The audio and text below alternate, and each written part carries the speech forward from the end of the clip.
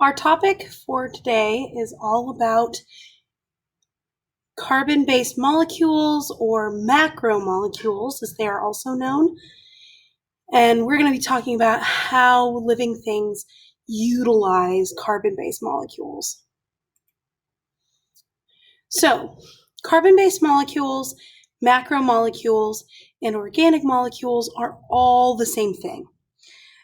They're interchangeable terms, they're synonyms. We're going to be using all three as we talk about these things. And the way a carbon-based molecule or a macromolecule or an organic molecule is built is we take smaller molecules that we call monomers and we stick them together to build a larger molecule called a polymer. So monomer is the building block, polymer is the final product. And you can kind of think of it like Legos. So you have one Lego brick and you link that together with another Lego brick to start building a larger structure like a tower. Carbon-based molecules work the same way. We have a monomer and we're going to stick that together with other monomers until we build a larger structure. So carbon. Carbon is the basis of life on our planet. It is really unique and it can make lots of different shapes and it can make lots of different forms. And the reason for that is because carbon has the atomic number of 6, which means it has 4 different valence electron bonding locations. So it can make 4 different bonds.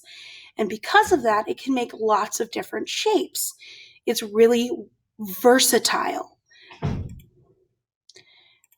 So like I said, it can make branches, it can make straight lines, it can make rings. And so I have some examples over here. You can see what those look like. So then we have carbohydrates, which is one form of carbon-based molecule. You are probably very familiar with these because these are going to be sugars and starches. So simple sugars, things like sucrose, which is what like table sugar is, that you find in candy, or starches like you would find in bread, pasta, or potatoes. All of those are carbohydrates. And carbohydrates' main function is to be a source of energy. It's how we store energy and it's how we move energy around. It's made of carbon, hydrogen, and oxygen. And the simplest, or the monomer for carbohydrates, is called a monosaccharide. Glucose is the example of monosaccharide. More complex ones are called polysaccharides. Those are things like starches or glycogen or cellulose. Cellulose is the sugar that most plants have, and we can't digest that polysaccharide, so it just passes straight through the system. Another organic molecule is lipids, and they're fats, oils, and waxes. Again, this is energy storage and the transportation of energy. And just so you guys understand, most of the time in animals like ourselves, lipids is how we store energy. We don't store a lot of energy in sugars, but we can, like glycogen is one that we can store energy in the form of a sugar. Other functions, carbon, hydrogen, and oxygen. You're going to see these a lot. They're going to show up a lot when we talk about what these carbon-based molecules are made of. And it doesn't mix with water. It's not a solute that can be mixed into water. And there are 2 types of lipids.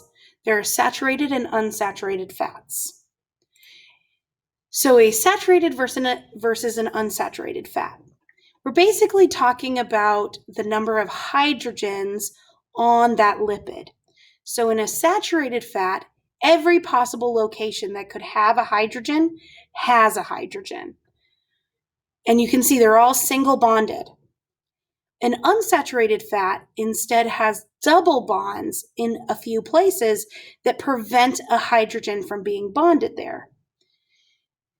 So an unsaturated fat doesn't have all of the hydrogens that it possibly could. And the reason that these are good for us is because they're harder for us to digest.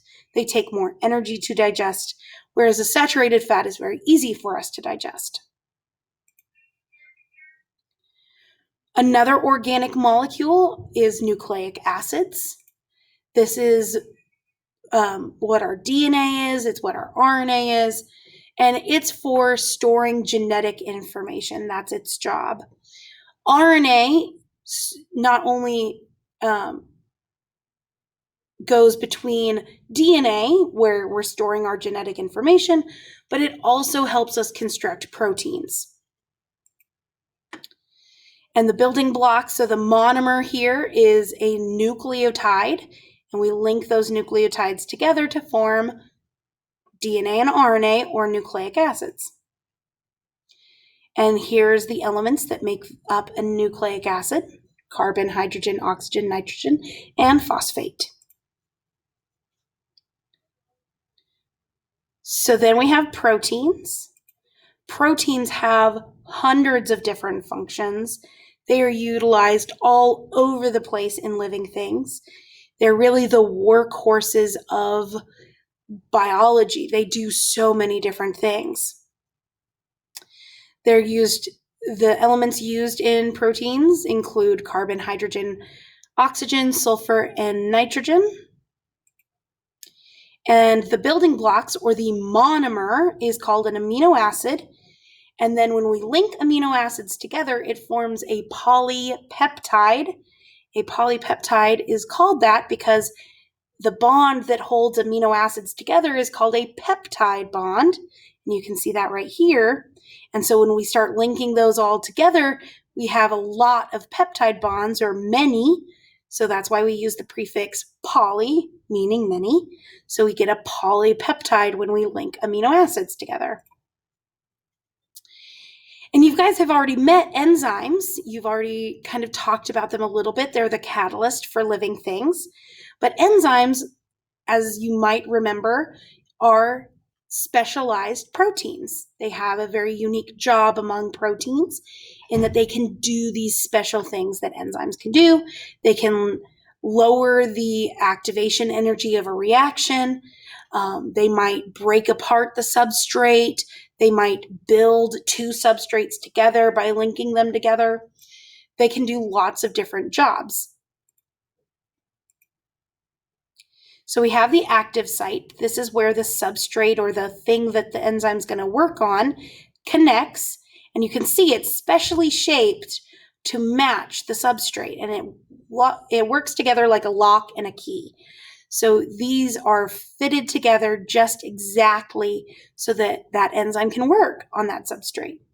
And if the active site is malformed in some way, it prevents the enzyme from doing its job.